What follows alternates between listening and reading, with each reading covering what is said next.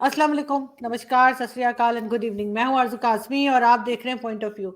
हमें जी ज्वाइन किया साजिद तारड़ साहब ने, बहुत शुक्रिया सर कि आज आप आए। काफी दिनों से लोग आपको माय याद भी कर प्लेज़र। रहे थे। नहीं, नहीं, थैंक यू सो मच। मैं इस वक़्त आरज़ू इस्तांबुल से बोल रहा हूँ और आप यकीन करें कि आपको, आपके देखने वालों को और सारे अपने भारतीय, पाकिस्तानी सब भाइयों के लिए बहुत दुआएँ की और सारी दुनिया के लिए, जो दुनिया में इस वक़्त जो मसाइल चल रहे हैं, मैं समझता हूँ उन सब बिल्कुल। के लिए बेहतरी के लिए दुआएँ भी मैंने की हैं और बस देखें बेहतरी हो। जो जो सबसे ज़्यादा जो मुझे तशवीश होती है, कोई अच्छी खबर नहीं आती तो अपने वतन से नहीं आती, उसका एक गिला है। खुदा पे देखें, अल्लाह ताला उसमें भी को मज़ीद आगे बेहतरी करे, इनको हिदायत दे। मैं समझता हूँ हिदायत दे इनको।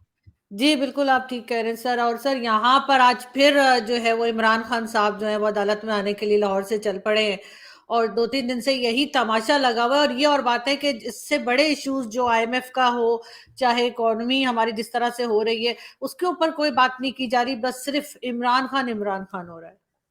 देखिए आरज़ू, मैं मेरी नज़र में जो मैंने देखा है कल अदालत में जिस तरीके से पेश हुए, जिस तरीके से एक पूरा ड्रामा और सियासी ड्रामा, खासकर सियासी जलसा किया गया, उसमें मुझे पाकिस्तान हारता हुआ नज़र आ रहा है।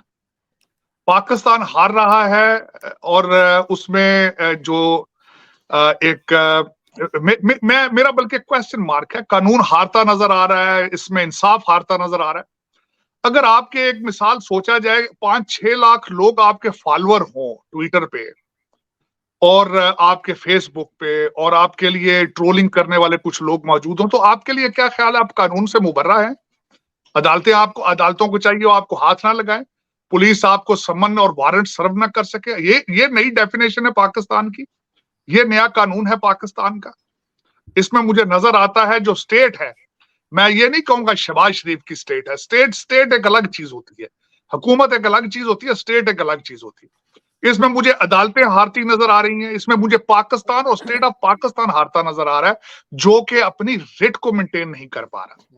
63 इस वक्त आपके सिपाही जो हैं, जो यूनिफॉर्म में थे और जिनकी कोई सियासी पार्टी नहीं है, अगर है भी ये तो उनके अंदर है, उनके यूनिफॉर्म के साथ सियासी पार्टी नहीं है, वो भी किसी के हस्बैंड हैं, किसी के बच्चे हैं, अस्पतालों में मर रहे हैं, कोई पूछ भी नहीं रहा।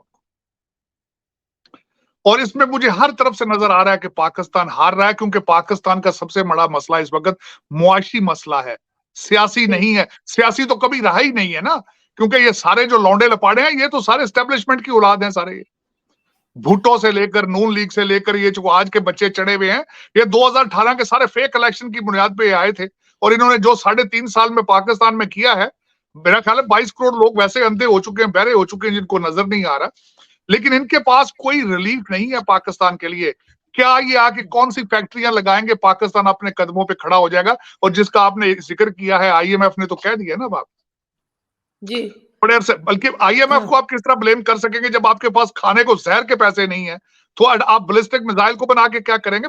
आप किस तरह ब्लेम कर सकते हैं आईएमएफ को? अगर आप ये कहें कि आईएमएफ जो है आपके साथ ज्यादती कर रहा है, आप ये बताएं कि जिसके पास खाने को जहर के पैसे ना हो, उसको तोपों की जरूरत होती है उसको? आप तो सर्वाइवल मोड में है ना, आपको तो पैसे चाहिए इस वक्त लंदन लेके जाने के लिए, वरना पैसों की तो कमी नहीं है। आप मुझे ये बताएं, मैं आपसे ये पूछना चाहता हूं, जब रोजाना डेली बेस पे ये कॉल दी जाती है, हाई कोर्ट पहुंचो, इस्लामाबाद पहुंचो, वो लोग गधों पे बैठ के तो नहीं आते ना, गाड़ियों पे आते ना, पेट्रोल जला के बिल्कुल। गाड़ियां लेकर आते हैं, 10-10 करोड़ की गाड़ियों पे भागते हैं। ये जो सारे अमर बिन मारूफ वाली पार्टी जो है, वो किस चीज पे भागती है? गधों पे तो नहीं ना, वो गाड़ियों पे भागते हैं। तो वो मुझे ये बताएं, इस कौम को चाहिए आईएमएफ का पैकेज? मैं तो कई दफा ये ट्वीट कर चुका हूं, आपको आईएमएफ का पैकेज नहीं चाहिए, आपको अकल चाहिए, आपको सिंसियर गवर्नमेंट चाहिए, आपको करप्शन फ्री सिस्टम चाहिए। ये आईएमएफ जो पैकेज है, वो तो सिर्फ 5,000 लोगों को चाहिए लंदन में और अपने टोरंटो और न्यूयॉर्क में बच्चों को भेजने के लिए। लेकिन दर हकीकत आज मैं एक और बात आपसे करना चाहूंगा आरजू। मैं उन चंद पाकिस्तानियों में से शामिल हूं जो अपने डीएनए पे शर्मिंदा हैं। और आज मैं क्यों शर्मिंदा हूं? मैं इस पे शर्मिंदा नहीं हूं कि ये बच्चे क्या कर रहे हैं, लौंडे लपाड़े, ये किस तरीके से अपने पाकिस्तान की इमलाक को जला रहे हैं, इस पे शर्मिंदा नहीं हूं।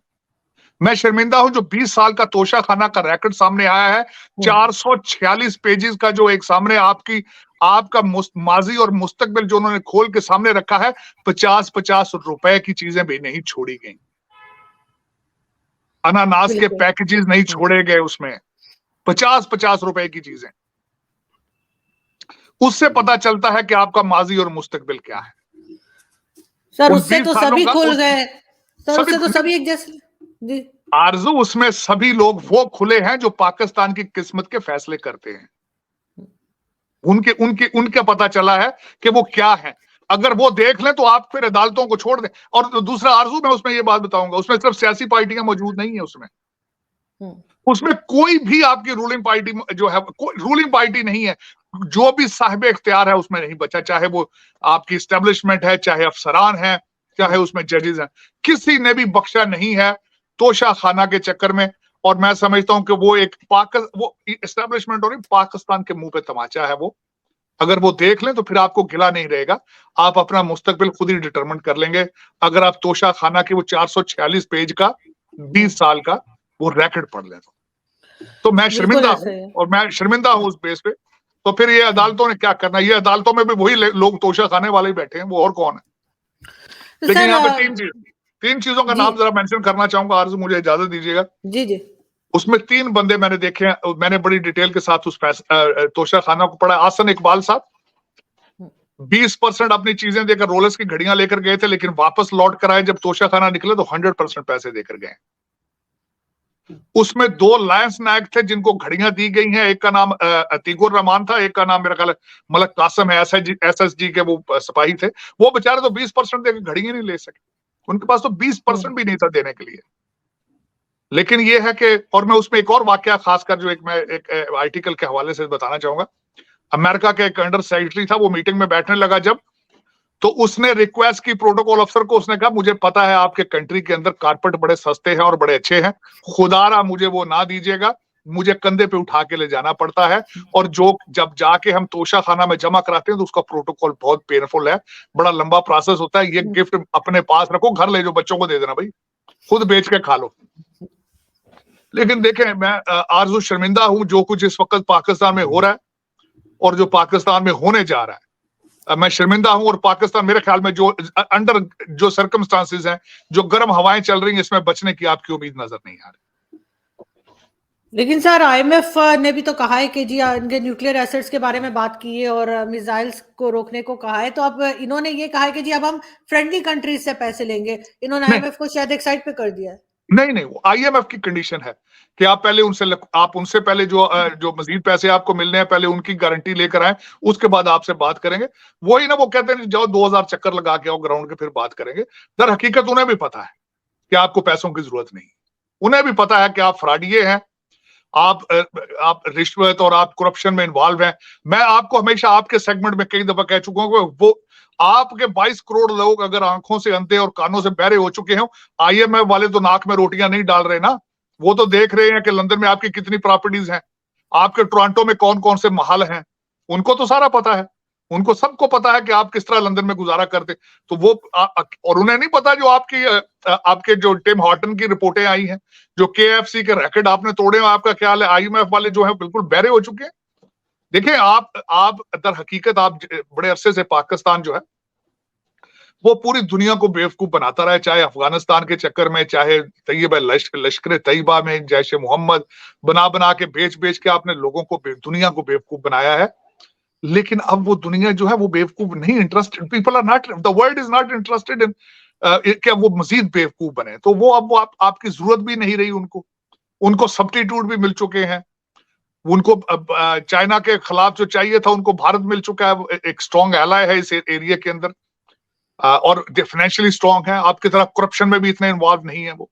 तो वो आपकी जरूरत भी नहीं है। और उधर तालिबान भाई हैं, वो भी भारत के कैंप में जा चुके हैं, जिस तरह आपने कल परसों खबर पड़ी होगी कि उनके सारे डिप्लोमेट जो है वो सारे भारत से ट्रेनिंग ले रहे हैं जी। वहां पे सारे मंसूबे हैं वो भारत कर रहा है। आपको अगलों ने आपसे जान छुड़ाई है। आपके साथ इस वक्त अफगान जो आपके भाई, जिनको आप कहते हैं ना भाई, हमारे मुहाजिरीन जिन पे आपने उनसे भी पैसे बनाए हैं, आपसे वो उतनी ही नफरत करते हैं जितने बंगाली आपसे नफरत करते हैं। मैं समझता हूं आपकी इस्टेब्लिशमेंट का एक सबसे बड़ा फ्लेवर है। भागकर आप काबल गए, वहां चाय की प्यालियां पीते रहे और सारे ड्रामे करते रहे, और यहां इस्लामाबाद पे तालिबान के झंडे लगा लगा के आपने जश्न मनाए हैं। तो उन्होंने भी आपको स्नब किया है, आपसे उतनी ही नफरत करते हैं जितने बंगाली करते हैं। वो समझते हैं कि इस अफगानिस्तान को आपने बेचा, हमेशा अफगानिस्तान के ऊपर आपने पैसे बनाए हैं, और वो अब आपको कई दफा वो कह चुके हैं कि हमारा वो आप you don't represent us anymore. उन्होंने आपसे रिप्रेजेंटेशन लेके कतर को दे दी थी। तो एक मुझे, मैं कई दफा पूछना चाहता हूं किसी साहिब इख्तियार आदमी से, पाकिस्तान जो साहिब इख्तियार हो और हो पाकिस्तानी, ब्रिटिश ना हो, पूछना चाहता हूं कि कौन सा आपका पिछले 20 सालों का कोई फैसला या 76 सालों का फैसला, कोई पॉलिसी आपकी है और कौन सी कामयाब हुई है आज तक? मैं ये पूछना चाहूंगा आपको। आप देखें, अमीरुल मोमिनीन की बात सुन ले। अमीरुल मोमिनीन कहते हैं जी मेरे खिलाफ अमेरिका ने साजिश की है, अब खलील ज़ादे वो कह रहा है इसको गिरफ्तार ना करें। देखें जरा, ये मुस्तकबिल का वजीर आजम है, इसने पाकिस्तान को अगली स्टेज पर लेकर जाना है। इस बंदे ने जो 25-25 साल के लौंडे लपाड़े जिनकी दाढ़ी मूछे नहीं है, उनको सारे करप्शन में इन्वॉल्व है, कोई पूछने वाला नहीं, ना कोई जज है, ना कोई अदालत है, ना कोई फौज है, ना कोई पुलिस है। पता नहीं आप, मुझे समझ नहीं आती कि आप अभी तक चल किस तरह रहे हैं आरजू। मेरे क्वेश्चन मार्क है ये, आप किस तरह चल रहे हैं? कोई मुझे बताए आज पाकिस्तान का हेड ऑफ स्टेट कौन है? आज सर आपके इनको फैसले कौन जमानत मिल जाती है, सर इनको जमानत आराम से मिल जाती है, और फवाद चौधरी कह रहे हैं कि गवर्नमेंट से बात करने को तैयार है पीटीआई। नहीं नहीं यार, नहीं, जमानत तो तब मिले जो अगर आपको पकड़ने के लिए, को पकड़ने की सलाहियत रखता हो। जमानत या कानून या अदालत तो तब एक मानी रखती है जब वो आपको हाथ डालने की सलाहियत रखते हो। जब आपके लिए अदालतें रात के 8-8 बजे तक खोल के वो बैठे रहते हैं कि अमीरुल मोमिनीन आ रहे हैं, जज जो है वो लेट जाते हैं आगे, वो कहते हैं आओ जी, आए आए आए हमारे अमीरुल मोमिनीन। ये कौन सी अदालतें हैं, मेरा मकसद है इस पे। अब मुझे ये देखें जो इसके साथ किया जा रहा है, इस बंदे के साथ सारे कानून ट्विस्ट किए जा रहे। किसी दूसरे पाकिस्तानी को ये उसकी सलाहियत है इस तरह की लग्जरी को एंजॉय करने के लिए? किसी को कुछ शर्मो लिहाज हो? रोजाना मुझे ये बताएं, वो जो टेपें 2 निकली हैं डॉक्टर राशिद की, एक में वो कह रही है कि अपने लोगों को लेकर आओ यहाँ पे जमान पार्क में, दूसरी टेप में वो कह रही है आरिफ अलवी को यहाँ पे हर चीज मरने वाली है, इसको को बंद करें। तजाद अपनी लीडरशिप के अंदर तजाद। फिर वो अमीरुल मोमिनीन अदालत में जाकर कहते हैं कि मैं तो अपना बैग लेकर गिरफ्तारी देने के लिए आया था, मुझे तो मेरे वर्कर्स ने रोक लिया कि तुम्हें मार देंगे। उधर तुम दूसरी तरफ पे लोगों को कह रहे हो कि जमान पार्क पहुंचो, जमान पार्क पहुंचो। उधर अपने एमपीएस एमएलए को आप कह रहे हो कि लोगों को लेकर आओ कि मुझे गिरफ्तार ना कर लें, और फिर कहते हो कि मैं तो बैग लेकर गिरफ्तारी देने लगा था। लेकिन आरजू, असल में मसला उसका नहीं है। मसला यह है कि 22 करोड़ लोग अंधे हो चुके हैं। जब देखें कुछ ना कुछ कहते हैं ना, खुदा की जात है, वो आके नीचे खुद कुछ नहीं करती, आपकी अकल मार देती है, मत मार देती। इस वक्त अब 22 करोड़, यही वो इंसान है जिस बंदे ने नए पाकिस्तान से अमीरुल मोमिनीन पहले रियासत मदीना पे आया, रियासत मदीना से अमर बिन मारूफ पे आया, और 3.5 साल में पहले इसने अपने प्राइम मिनिस्टर हाउस की भैंसें बेची, फिर इसने गाड़ियां बेची, फिर हेलीकॉप्टर पे ऐसा चढ़ा कि उतरा ही नहीं है। फिर उसके बाद स्टोरियां मशहूर है, जिस तरीके से आपके उस्मान बुज़दार ने इस पाकिस्तान को लूटा, सारा तमाशा किया, कोई किसी को शर्मो लिहाज है? आज वही 22 करोड़ लोग जो हैं वो आंखों से अंधे और कानों से बहरे हो चुके हैं। तो दर हकीकत जब कौमें तबाह होने पे आती हैं तो एग्जैक्टली इसी तरह होता है, इसी तरह होता है। वो कहते हैं हमें तबाही चाहिए, हमें बर्बादी चाहिए। This is what the people are asking for and they will get it, they will get it. अब सर तो जो नारे लगा रहे हैं, सर जो ये फौज के खिलाफ नारे लगाए जा रहे हैं इमरान खान के, हर जगह जहां से वो निकलते हैं तो आजादी चाहिए और इस किस्म के नारे जो लग रहे हैं, उसको आप किस तरह देख रहे हो? फवाद चौधरी कह रहे हैं कि गवर्नमेंट से बात करना चाह रहे हैं। दर हकीकत सारा मसला बनाया हुआ तो उन्हीं का है। अगर ये हमारे वही जो भाई जो इनको बनाने वाले थे अपनी रिस्पॉन्सिबिलिटी एक्सेप्ट करके जरा सख्त फैसले कर लेते तो आज तक आप पाकिस्तान में, आज तक मुझे ये बताएं कभी आप किसी की पाकिस्तान में कोई ऐसा लीडर हो जिसको इजाजत दी जाए कि वो 10-10 हजार लोगों का जुलूस लेकर जुडिशियल कॉम्प्लेक्सेस को तोड़कर अंदर पहुंचे और जज बैठा हो 8 बजे तक, 7 बजे तक, हाथ बांध के खड़ा हो जज वहां, और छत के ऊपर उसके वर्कर चढ़े हो। आज तक किसी सियासी बंदे को इजाजत दी गई है सारा कुछ करने के लिए? अगर तो माजी के अंदर दी गई है तो फिर मैं आज कहता हूँ ठीक है, आज ये प्रेसिडेंट मौजूद था हिस्ट्री के अंदर, तो वो किधर गए हैं लोग जो सारे जो कहते हैं स्टेट को बचाने वाले अदारे किधर हैं आज? मैं शहबाज शरीफ की बात नहीं करूंगा, मैं उन लोगों पे बात करूंगा जिन्होंने यूनिफॉर्म पहने हुए, चाहे पुलिस का है, चाहे आर्मी का है, चाहे रेंजर्स का है, उन्होंने स्टेट को प्रोटेक्ट करना है। आज वो कहां है?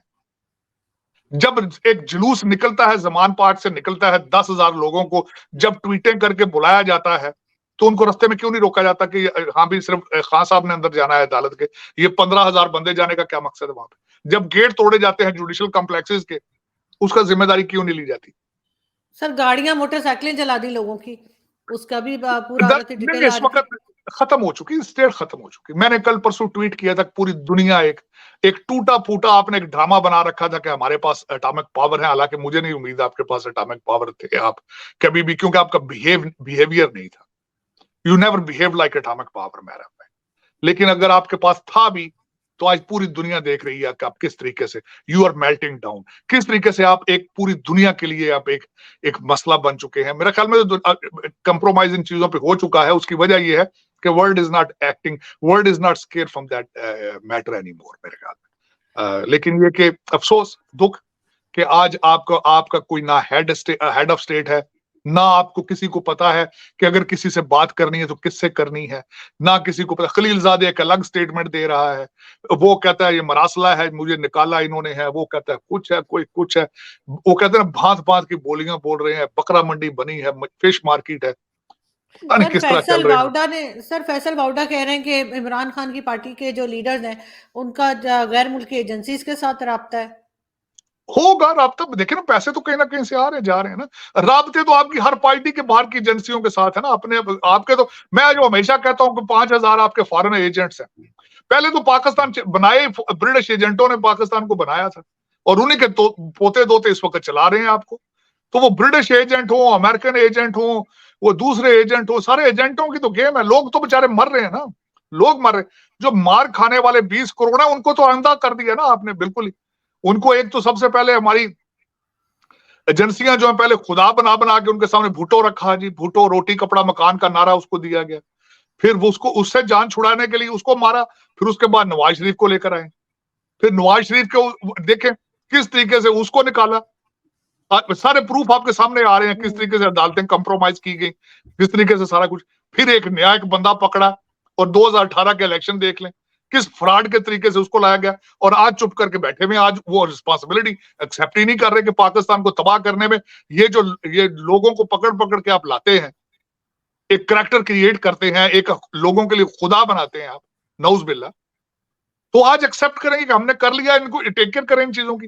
देखिए ना, सबसे पहले तो जो मिस्त्री या मैकेनिक या जो भी इंजीनियर होता है, जो एक चीज बनाता है, उसको सबसे ज्यादा नॉलेज तो उसको होता है।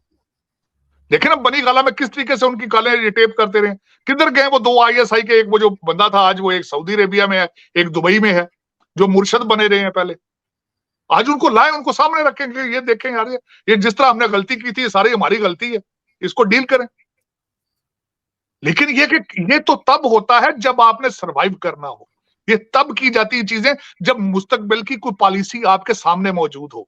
आपकी कोई पॉलिसी नहीं है किसी किस्म की, ना जुडिशियल पॉलिसी है, ना पॉलिटिकल पॉलिसी है, ना फॉरेन पॉलिसी है, मनी पॉलिसी है। डॉलर जिसने दे दिया बस उधर चले गया डॉलर। आज अमेरिका को इंटरेस्ट होता, आप कह रहे हैं एजेंसियों के लोग हैं, अमेरिका का इंटरेस्ट होता 4 पैसे फेंकते सारा कुछ उनकी मर्जी का हो जाना था। चाइना का इंटरेस्ट होता वो $4 फेंकते तो सारा कुछ। अब उनका इंटरेस्ट मौजूद नहीं है। आपकी सबसे बड़ी इस वक्त आम पाकिस्तानियों की बदनसीबी ये है कि अब you are not relevant anymore.